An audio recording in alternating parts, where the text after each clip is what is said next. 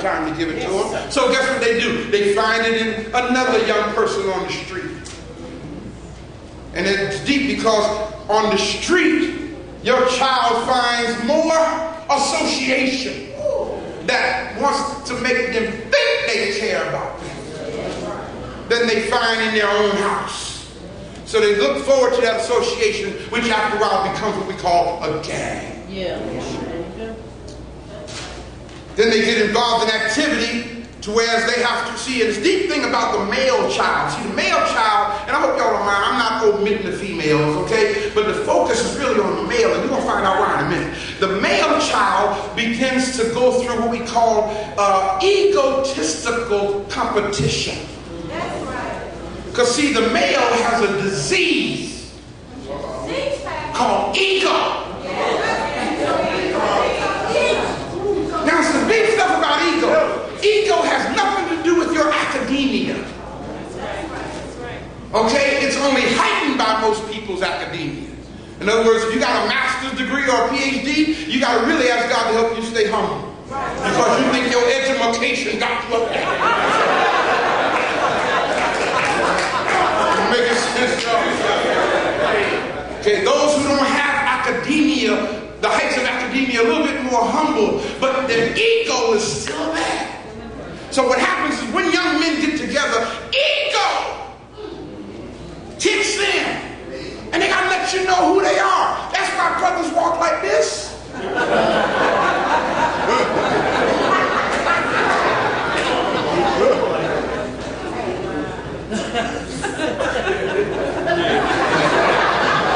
Go ahead. That's ego, man. Ego's all in their neurological system. Brother can't just walk straight. No, they got to let you know, like, man, hey. That's ego. And you don't want to challenge a brother's ego. Look at the nearest sisters. Y'all talk to each other for a moment. Find another sister, look at her, say, leave his ego alone.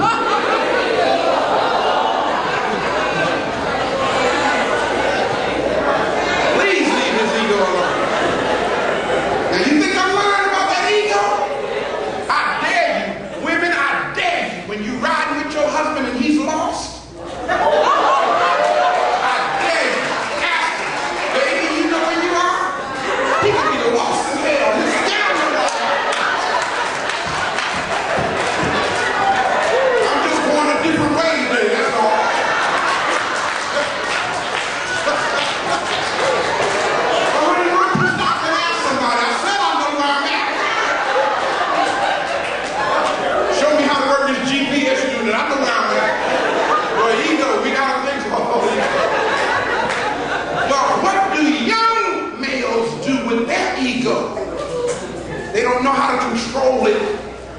So we end up killing each other.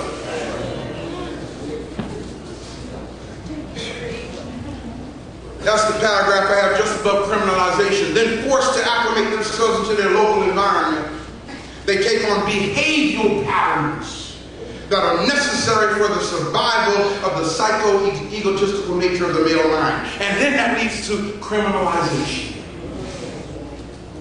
Once this strategically designed atmosphere is established in the black social environment, guess what? Drugs, liquor is deliberately placed in the black community. I'm so tired. You know what? Muslims don't drink. So how in the hell they got all these liquor stores? Thank people. It's against the teachings of Islam to drink alcoholic beverages. So if that's the case, why are they selling alcoholic beverages in the black community?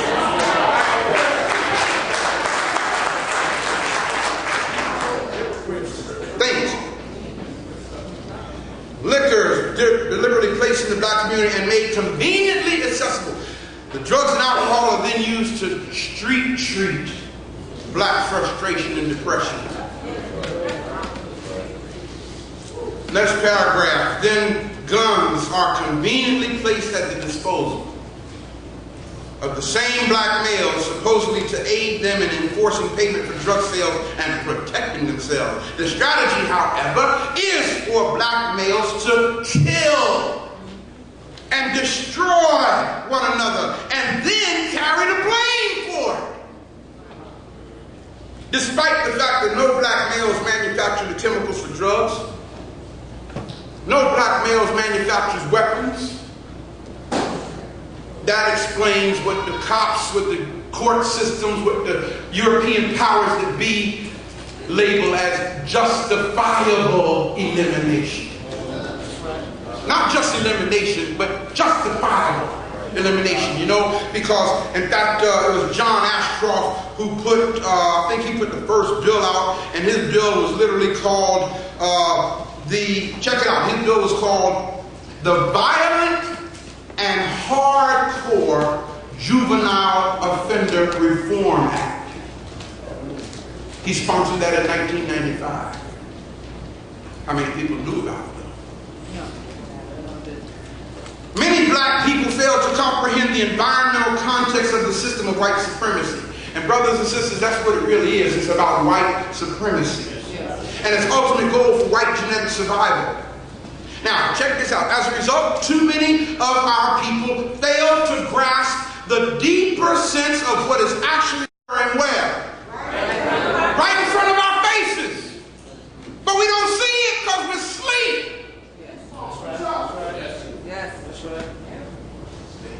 The massive deaths of black youth constitute the genocide of black people. What you mean, Brother Ray? How can the death of a black male be a part of genocide? Well, it's real simple. I put it right here in the next sentence. What does it say? It takes black males to do what? Make black babies. Come on, say that. It takes black males to make black babies. And consequently to ensure the future of our race. So the hidden agenda is for as many black males as possible to do what? Be killed or what else?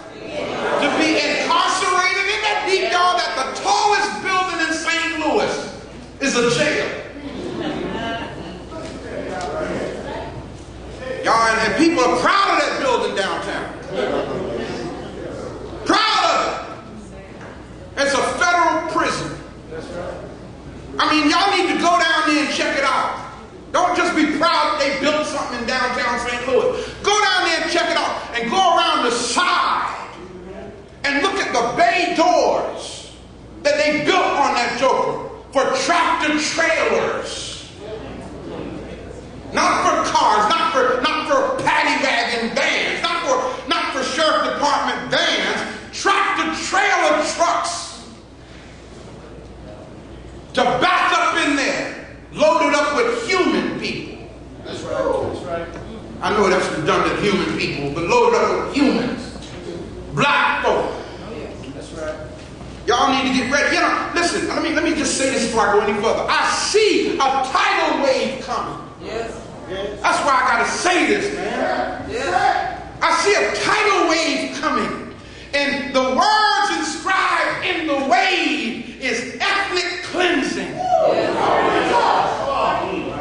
I see it coming. And many of us are going to get swept away with the wave of one reason: ignorance. My people are destroyed because they don't know.